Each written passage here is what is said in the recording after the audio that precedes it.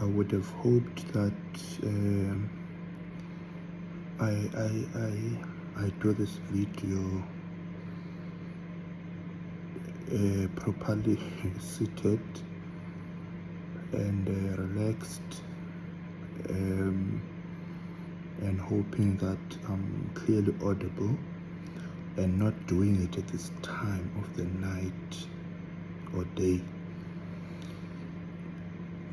But with mosquitoes attacking me, just less than 4 hours nje, akapheli 4 hours umuntu obuyile, and already I'm a victim of mosquitoes, and I don't know what else is biting me. But I thought, let me do this now, because if I don't know when I'll get a chance. And I'm doing it because every other week I'm getting messages asking me about tips for interviews, how to structure a CV, and here I'm talking specifically about people who are applying for psychiatry posts, be it MO posts or registrar posts. We do know that there is a huge demand of there's a huge demand of posts in general, but where 10-15 years ago people did not view psych as a worthy specialty. In fact, it was so easy to get into psychiatry. The posts were abandoned. I mean, I remember, actually I've been fortunate, because most of my posts for MO in psychiatry, I didn't really apply through the normal processes. It was I got in through knowing people. Of course, I still had to follow the process, attend interviews, and submit your documents, all of that. But I mean, of course, it's not to say that I went into the interviews arrogantly. I responded as I should, and I believe that based on how I did, it was okay. But I'm just saying that back then it was a bit easier. Now, sure. Yeah, you can't even get a post. Now I'm talking about a district hospital which might have a psychiatry ward. It's difficult to even get into those posts now. So there are hospitals with psychiatry wards which are not regional or academic district level, but where you may maybe do your calls in casualty or internal medicine.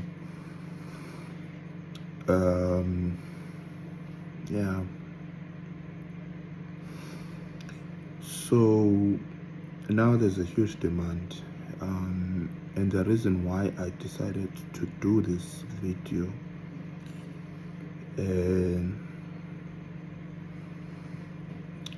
it's to say that because a lot of the people asking me these questions relatively junior in the field, so they might not be familiar with some things, and some processes and some of the tricks. But what I'm gonna say, I've said in one of the videos, your networks are very key to getting a post now, today. If you don't have networks, it's difficult. And you need to understand that to be acquainted with people and form part of these networks, the professional networks, doesn't mean you have to be friends with them. You have to suck up, you have to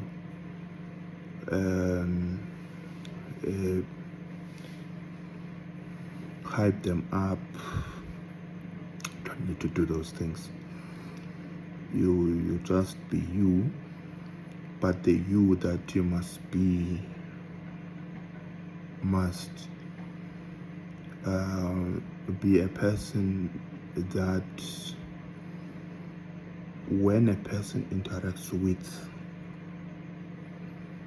they see a person who, even if it's not now, but in future potentially can add value either to them or to the work they are doing, or just to the field in general. You know, there are people who are not looking for personal self-aggrandizement, but they are looking to push junior colleagues and other colleagues to proceed and get ahead within this career. But provided that you are showing potential, that you are a hard worker and you can add value to any team that you work with, or even if you work alone, but you can add value somewhere, somehow. So you don't need to suck up to people. I mean, most of the people I know, I've never really sucked up to. Of course, you know, once in a while, you know, you will show gratitude however way that you do, but it shouldn't be like this, you know, the tender business where you have to grovel and beg people. I'm told that sometimes these guys will call you, these politicians, they will be drinking in one of these fancy clubs and they'll call you to come and settle their bill, which might go into the thousands, and you weren't even there, but because you know, you want tenders. Yeah, so it shouldn't be that type of relationship. In fact, if it is, for me, that's not a healthy and sustainable relationship. You walk away from those things. But having said that, a psychiatry, like any other field, there's the normal recruitment process.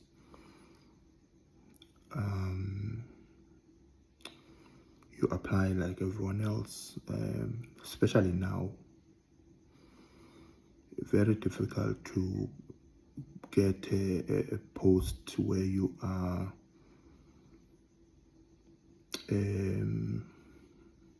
just invited to submit your documents and just do a brief interview, and then, because that's how it used to work back in the day. Now there's a huge demand for posts, so generally posts are advertised in an open, transparent way, if I can say that, especially the academic centers, the big centers. affiliated to the medical schools. Then, so you will apply, submit your Z83, your CV, documents will follow later. Then HR is gonna screen the CVs to see which CVs meet the minimum requirements, and then and remember, they get sometimes hundreds of CVs for one post, so they really have to do screening and rescreening, because you want to shortlist a manageable number for interviews. It's unrealistic to say that because all 100 people meet the minimum requirements, therefore you'll interview all 100 of them. It's not doable. So you might push it maybe to 10 or so, depending on the capacity of your panel, availability, all of that. So they will do that, minimum requirements. That's the first step of the screening.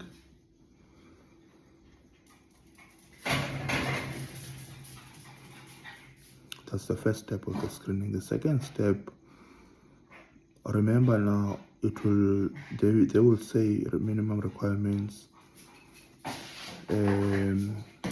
MBCHB, post-ComServe,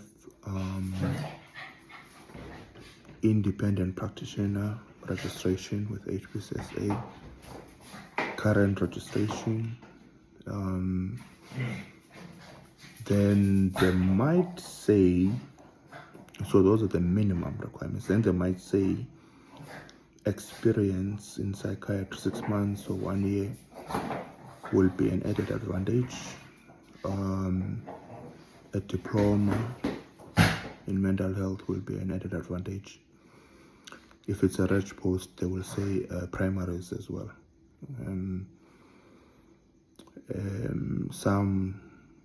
It's not common yet, but I anticipate it's going there, especially for reg posts. They might say experience in research will be an added advantage. There are disciplines that I know which are now saying a publication. You need to have done a research study and published it. So it's not enough to have just done a write-up, but you need to have published it. So, and they want those, not just one. But fortunately for now, psychiatry is not there, but I anticipate it's going there, because now you are getting a lot of people with experience in mental health, diploma in mental health, and primaries. Some have both, some have one or the other. And I need to say this, that it's not enough to just have the diploma or primaries without the experience. And it's not enough to just have the experience without the diploma or the primaries. You need both. But you need something that makes you stand out, because now the applicants have most of these things, if not all. So now there are 50 of you, all with experience, DMH, primaries. So who do I choose? Who do I shortlist? And I've been saying to people who've approached me that experience is key. You need the diploma and the primaries, but those you can do. I mean, you can write a diploma, you can decide now, okay, they've closed the applications now, but If you had decided last month, October, that you want to write, you can decide now and apply, you write in January. Or you can decide in April, you apply and you write in June, July.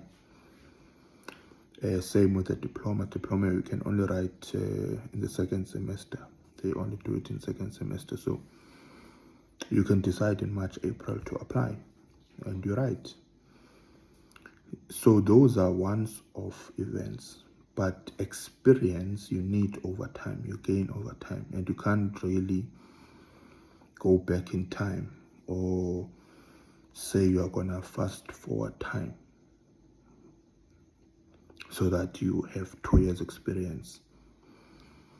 So the sooner you can start, the better. So I usually say that my advice is now, if you are placed in or employed in another department, but you know that you want to do psychiatry, especially in disciplines like ONG, radiology, lab medicine, you're not really gonna get a lot of exposure in psychiatry there. But if you're doing like internal medicine, because in some hospitals they have 72-hour units which are managed both by either family physicians or psychiatrists. It's a shared type of thing.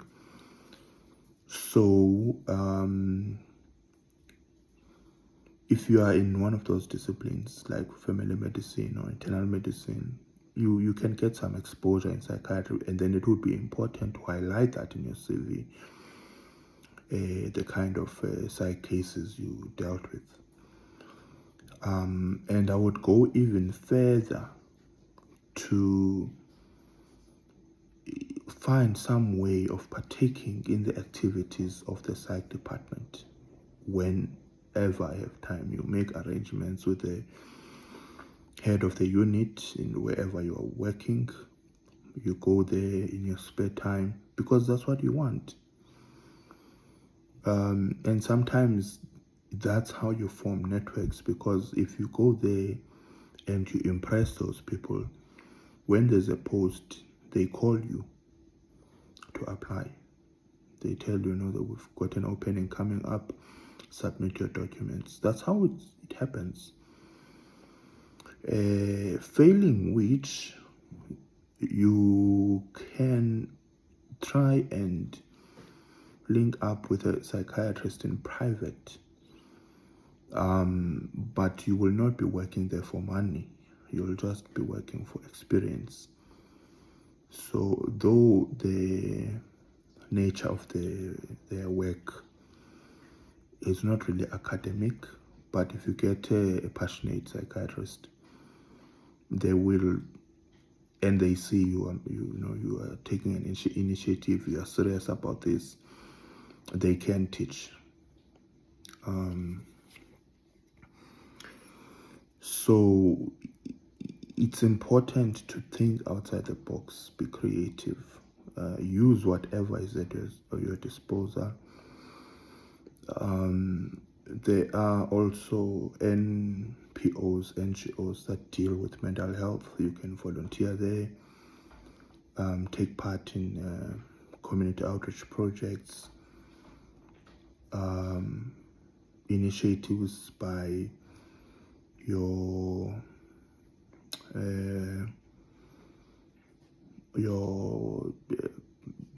Department of Health in your district. Take part in initiatives in the primary health, and also come up with projects as well in the mental health spectrum. There are a lot of things we can do. So it's not just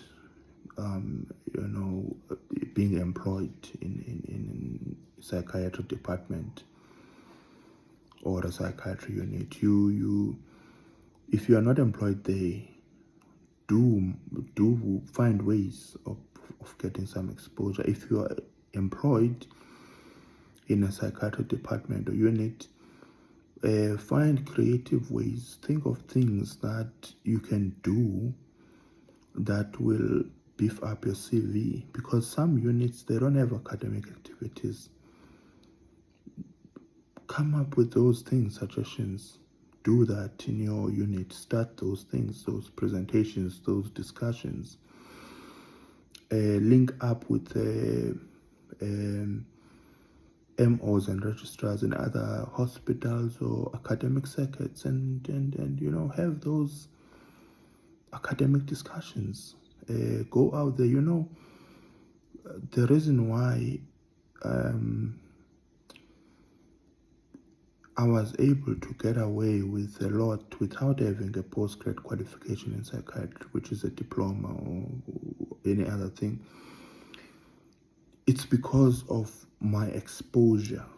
I grabbed every opportunity.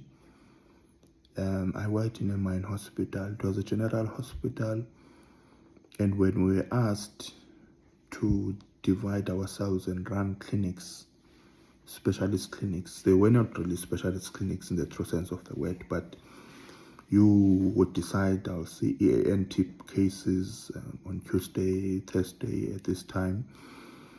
You'll see ONG cases this time, So I chose psychiatry. And when I worked in a psychiatry hospital, there were outreach projects. They used to go to, the MDT used to go to the community during July and October. They would have these outreach, health education or awareness presentations. I took it a step further and went to the community radio in that area, and I approached them and I said, we want to do this awareness campaign. I went there, and from there I moved to a regional station. From there I moved to a national station, and that was the beginning of my interaction with doing health promotion and awareness campaigns on radio. So I've done quite a lot, but that's how it started. But no one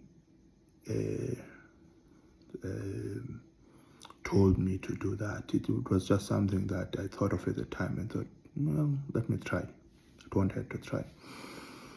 I actually, in fact, did not, because the national radio station, we did 2 interviews. One was on the breakfast show, which was very popular at the time.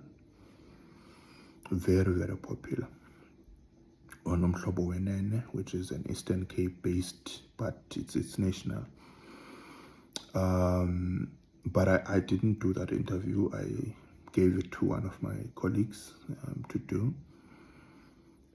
just so that other people can, because I'm not one really for the limelight, but I like coming up with ideas. But later I did do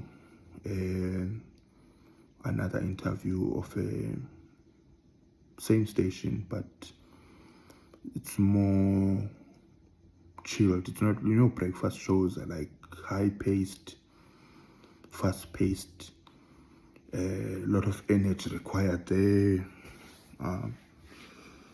and we've got maybe 10-15 minutes to deliver. So it's not the reason why I gave it away, but I'm just saying that the one that I did was actually, it worked better for me because it was a more relaxed evening type of show. I think it was about 30 minutes or so that I was given on the show, just to talk about mental health. Subsequent to that, I've done other interviews on other topics, on magazines, newspapers. I think I used to, there's one of the presenters on Metro. I think she does a midday show, not sure, but somewhere around that time. Khutso Digelet. But she was on YFM before she went to Metro. I think she went to Metro maybe 2-3 years back. So while she was on YFM, I used to get called by the producer of her show at the time. Now and again. Sorry, I said it's hot. So yeah, that's how I got that exposure. But I'm just saying that you think outside the box, you make these initiatives, and one thing can lead to something else. For me, to be quite honest, with mental health, there's a lot I could have done. I'm still gonna share my journey and how it came to an abrupt stop, but it was a decision I made because I was looking at the bigger picture. My mental health was suffering, and I had to think beyond, what I was seeing in the immediate future, and think more long term. But I'm saying that wherever I've worked, I've gotten exposure to different things, but because my passion was always with mental health, I always found a way to be involved in one way or the other. So I'm saying that for your CV to stand out, you need to think outside the box. It's no longer enough to say I'm working or I've got experience in psych. Experience doing what? What is it that you did which makes you different from the other person, from the other applicant? What is it that you did that makes you stand out? And that's the question really, that whatever you do, you should be asking yourself that. Hence, I'm throwing these things at you now. Especially if you get involved in community projects, because there's an aspect of psychiatry. That is a community psychiatry, and it's a huge component of your reg time if you're going to specialize, and it involves going into the primary health care. So if you do those things and you do community outreach projects, and maybe even, if possible, get involved in some research that is linked to mental health in one way or the other, even if it's not done by psychiatrists or people in psychiatry. It can be done by family physicians or internal medicine people, but maybe the topic links to psychiatry some way. Get in there, do that, be a co-author or whatever in that, even if it's a minor role, but it's something you can build on. So yeah, that's my answer to that question. I will share with you my journey, particularly to be a registrar. The MO post ones are not so interesting. Maybe one or two stories are interesting, and lessons can be drawn from them. But the one that was interesting was when I decided I want to specialize, and I attended interviews in Limpopo, Polokwane, in George Mukari, with SMU, formerly Medunsa. I attended KZN, UKZN, University of Free State, University of Cape Town circuit, University of Stellenbosch circuit, and those were two different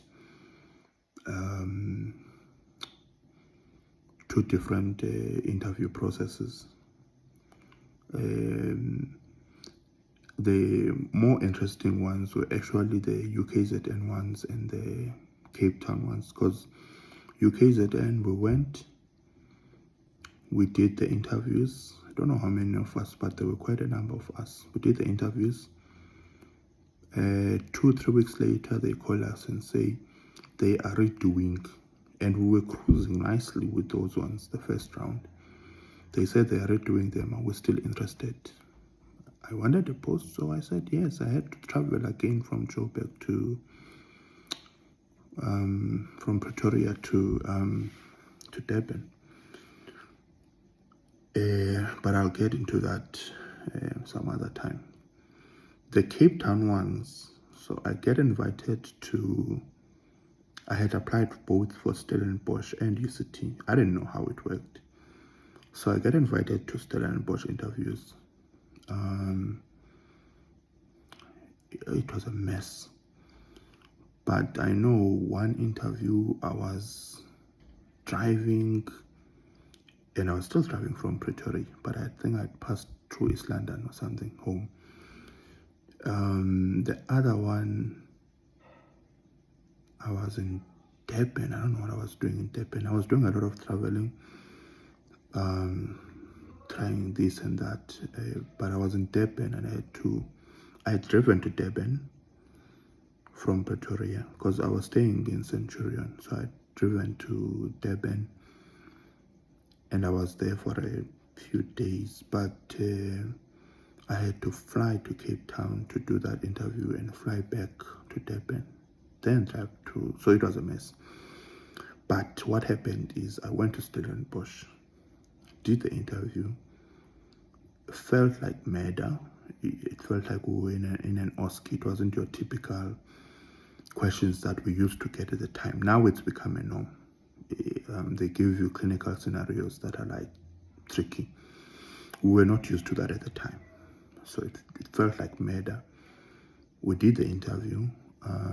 Just as I'm walking out, and I think it was a Thursday if I'm not mistaken, just as I'm walking out, and the chairperson was so nice, by the way, Prof. I forgot her name now, but very nice prof, head of the department at the time. Don't know if she still is. So just as I'm walking out to the car, get a call. UCT is inviting you to interviews next week, next Thursday, so in a week's time. And I'm standing there and I'm like, what the hell? Because now I'm not gonna stay in Cape Town for a week, because that means I'll have to find accommodation, pay for accommodation, food for a week. That will be takeaways.